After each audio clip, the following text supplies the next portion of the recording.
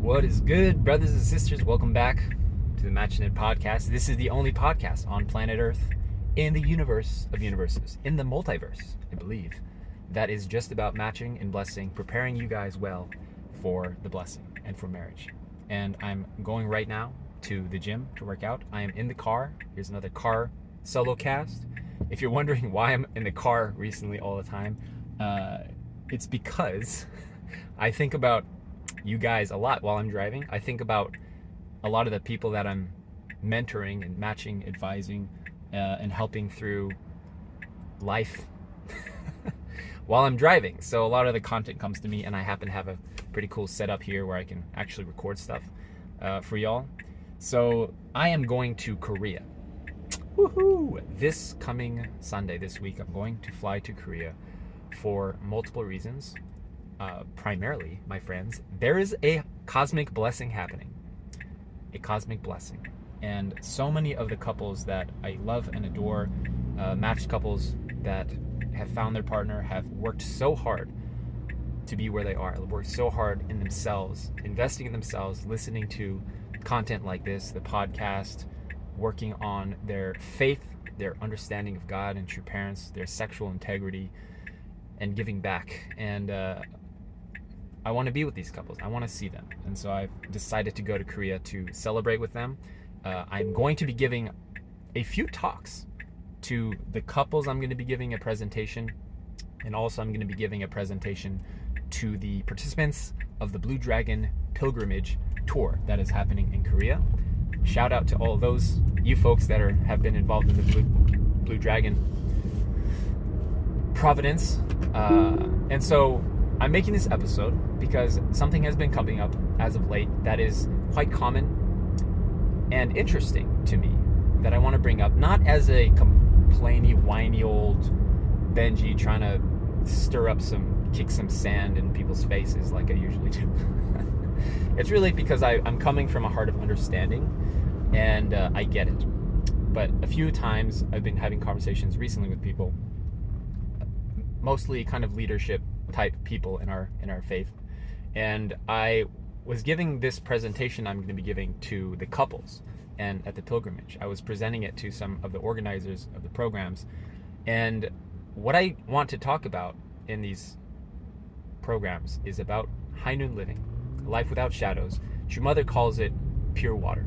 True Mother has talked about living a life without shadows as well.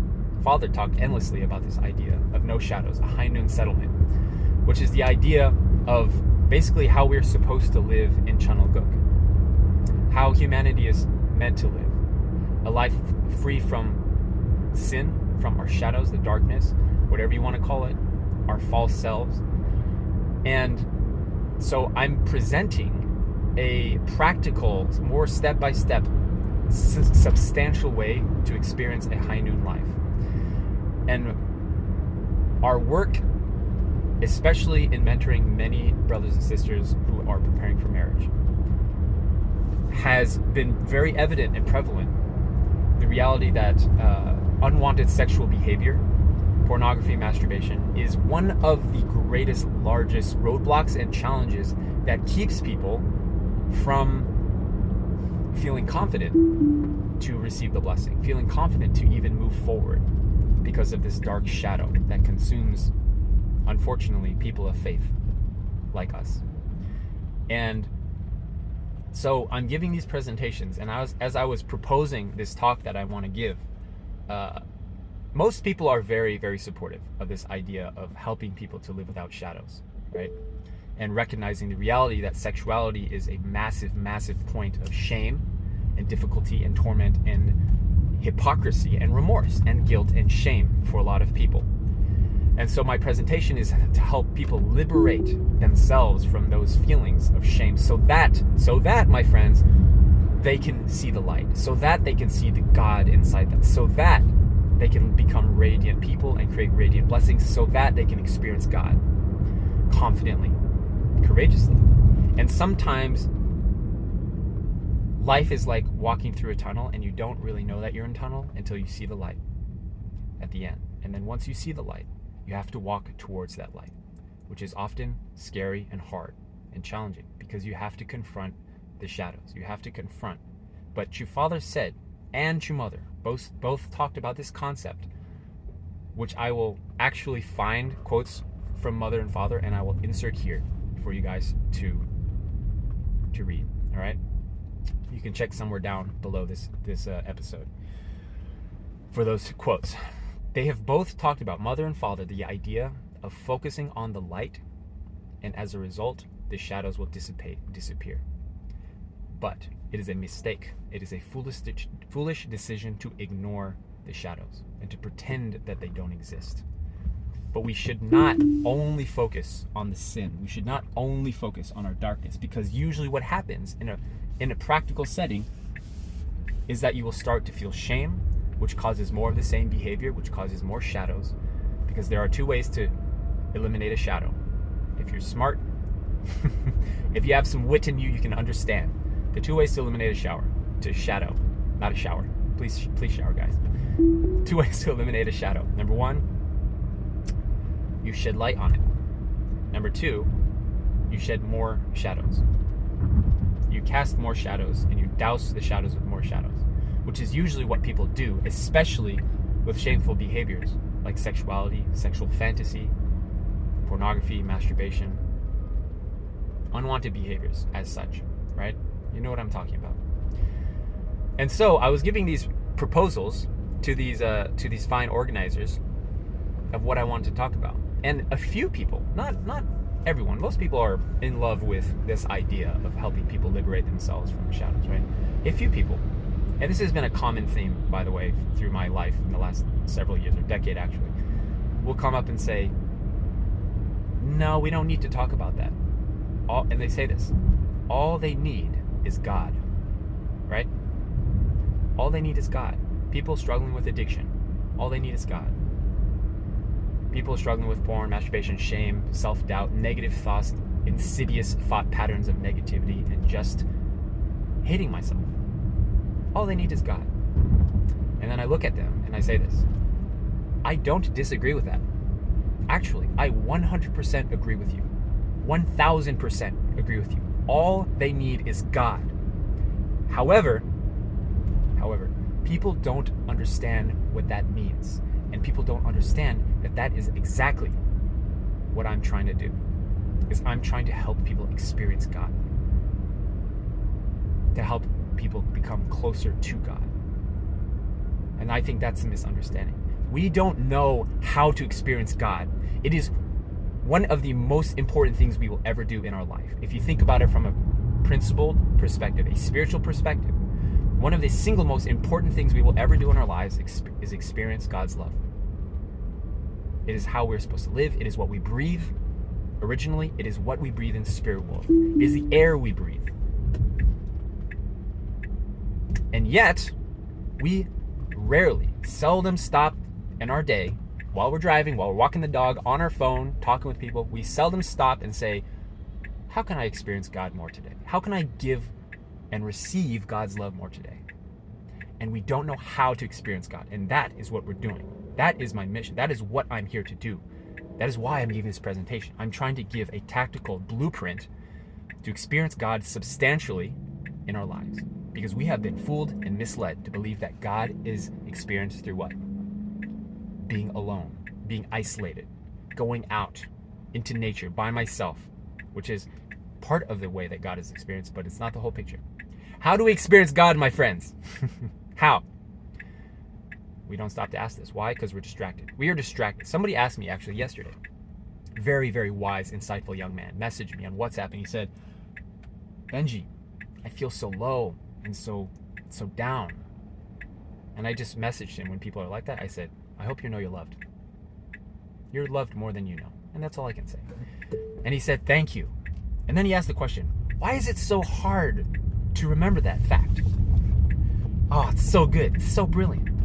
Why is it so hard to remember that we are loved? If that is accurate, that is what we are meant to experience through a high noon life, through a Chanuguk life, through a pure water life from the beginning of time. That is what we're supposed to experience throughout history. Why is it so hard? It is a tragedy, my friends. I would say that this is probably one of the greatest tragedies tragedies in all of humanity is that we know we're loved. We know there's a God. We believe in that God. And yet it is so hard to feel it. We know it, but we don't feel it. It is a tragedy. It is the tragedy. And so I responded to him and I said, my friend, that is the $1 trillion question throughout history. Is that why is it so hard to experience love? Why?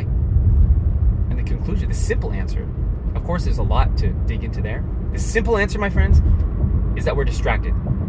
We are distracted. We're not focused. We are distracted by what?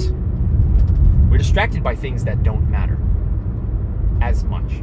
We're distracted by things that are day to day, that are in our face, that are standing right in front of us. Obligations, tasks, responsibilities, things to do, making money, career. All important, yes. Making money, whatever. Important, yes. Relationships, yes, very important. But not nearly as important. And what does matter? If we're talking about this from a principled perspective, from a spiritual perspective, yeah, honestly ask yourself, if you disagree with this, what are the most important things in your life? And how much of your time and attention do you actually spend on that every day? On the thing that you believe is the most important thing in your life? That's the question. So, we are distracted by stuff that doesn't matter. Doesn't matter. Distracted. We're distracted. By what? Our phone. I was going to pick up my phone and show you guys, but I'm recording on my phone. We're distracted by our phone. We're distracted by our fallen nature, our sin, our shadows that are telling us these things that we know are not true, but we turn to believe them because they're so subtle and so secretive. We turn to sexual distraction. We turn to our status, looking good, entertainment. Look at the phone stats of most people in the world, even your own. Go on, every phone, Android or iPhone, you can look at the phone stats and see where you spend your time on your phone. Most people's number one priority in life is education. Entertainment. I mean, not education. Entertainment. Feeling good. Status. Looking good. Money. A form of status. Career. A form of status. Clothes. How I look. This, that, and the other. Right? We're distracted, my friends. We are distracted. And that's okay. It's okay. Because we're learning. Because we know. Now we can see it. Now we can know. We can see the shadows in our lives. And so that now we can shed light on them. Now we can shed a giant old, big old flashlight. The Chunaguk flashlight. Take it out. Whip it out. Shine it upon your shadows. And now we know. And now we can address it. So the ultimate question is, how do we actually experience God? I want to make this very simple for y'all. And I hope it's so simple that you guys will be like, oh my goodness, I have never thought about it like that. That's my hope. All right.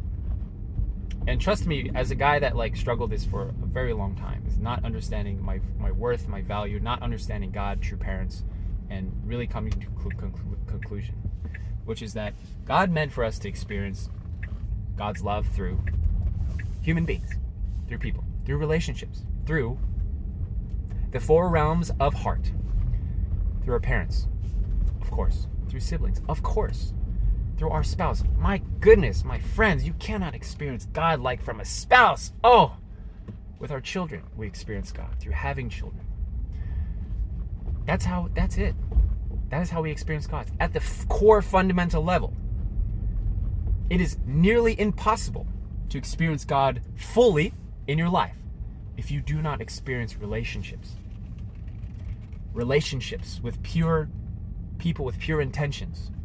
Wise people, uncles, aunts, father, mother, your brother, sister, your spouse, your husband, your wife, your children. And we've been fooled to believe that God is experienced out in nature. I don't disagree with that also, but it's missing the point. If we can say, you know what, I don't need people. I don't need to be confronted in my relationships and the difficulties of there, because that's too uncomfortable. I can just go outside by myself. Go out, go ahead, try it. Go buy a ticket, one-way ticket to Iceland. Go sit in a hot spring or under a waterfall. I've done this. I've done this. This is why I can understand. And try to experience God. When you do that, all you will be thinking about is, man, I wish someone was here with me to experience this together with me. We are meant to experience God through relationships, through the four realms of heart. And nature is a beautiful reminder of those relationships. It's a beautiful reminder that we are loved. Look at the night sky stars and tell me God doesn't love you. Tell me God doesn't love you. I do this every time I see a star, my friends. I look at this star and I think this fact. The closest star to us, the closest star, besides the sun, of course, is 4 light years away. 4 light years. Trillions of miles, I might add. 4 light years away is the closest star to us, and we can see it with our bare eyes. Tell me that's not a miracle. Every time I see a star, I think, there is no reason we need to see stars. Scientists will justify and rationalize and reason everything under the sun for why everything is this and why humans are like this. Everything you think is a miracle, some scientists will go out there or biologists will say, well, there's an evolutionary reason for everything. It's some kind of once in a trillion happenstance, right? But to see a star with our bare eyes, there is no reason. There's no reason on planet Earth we need to be able to see stars from an evolutionary or biological standpoint, okay? But we can, and there are infinite, endless, countless numbers of stars that you can see. And I think that's a miracle. Why? When I look at a star, I think, why did God make this? Just as a little reminder, don't forget, my son, my daughter, don't you forget that you're loved. When you see a tree that is so beautiful that you've never seen a tree like that before. I went to Hawaii with my wife a few years ago when she was pregnant with our 3rd child. And we look at these trees in Hawaii. They're the most outrageous looking things I've ever seen. Trees with roots that come from the branches, not from the ground. There's roots that come from the branches. And I looked at those trees. I was like, I didn't know these trees existed. In what universe besides like Avatar? If you remember the blue people in Avatar, it's like looking at a tree from that film. And then I was talking with a brother that lives in Hawaii, and he was telling me about his visit to North Carolina when he was on GPA. He said he visited North Carolina. And this guy who grew up in Hawaii came to visit our trees in North Carolina, and he was awestricken by the massive mightiness of the pine trees that we have. These incredibly tall, skinny pine trees that he's never seen in my life, that I grew up with. And he grew up with these really outrageously weird looking trees that I was just like, I can't believe these trees exist. Why? God's a little reminder. God's a little reminder. Don't forget you're loved. However, we can't experience that truly unless we have the foundation of experiencing love in our lives from people, with human beings, with your parents, with your spouse, with your friends, human beings, my friend. Let me ask you this. I've asked this to a few people that I've confirmed. I've also confirmed this for myself. When you've ever had a truly deep prayer, a truly deep experience of God in your life, a earth-shattering prayer where you just felt so grateful and so much love from God. If you've ever had that experience, were you at the time thinking about the people in your lives? Were you thinking about your spouse, your parent? Were you thinking about your friends, brother, sister in your lives? Were you thinking about true parents? The people that have the closest relationship with God are the ones that have the closest relationships, period, in their lives. It is through those relationships that we can turn to God and experience God the most. And because of those connections and points, touch points with human beings, we have eternally reference points of what God's love feels like. And so you can access that whenever you want. Whenever you're alone, by yourself, whenever you're struggling. If you're struggling with unwanted behaviors or addictions, all you have to do is reach down into that memory bank and reach for that memory, that one reference point. That point where you can say, oh yeah, I remember. I am loved. I remember. God is with me. I remember. And here's the interesting thing about true parents that we've never had before. True parents can be that for you. True mother can be a heavenly mother, and true father can be a heavenly father for you. This is what many people in our faith have experienced, 2nd generation and first generation alike. Many of the first generation, my parents included, experienced God profoundly through true parents. That is how they have come to know God. Think about it from this perspective. How is it that somebody who join our faith that have absolutely no relation with God, no faith, atheistic, in fact, can join our faith, go to a workshop, and have a 180-degree faith conversion to believe fervently in God and feel eternally loved. How is that possible? It's through people.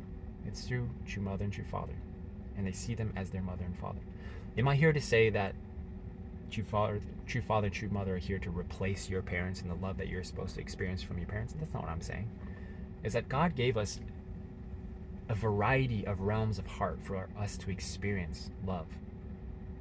I experienced true parents as kind of a grandparent figure in my life. I didn't grow up with grandparents. I never met them. They all have passed away.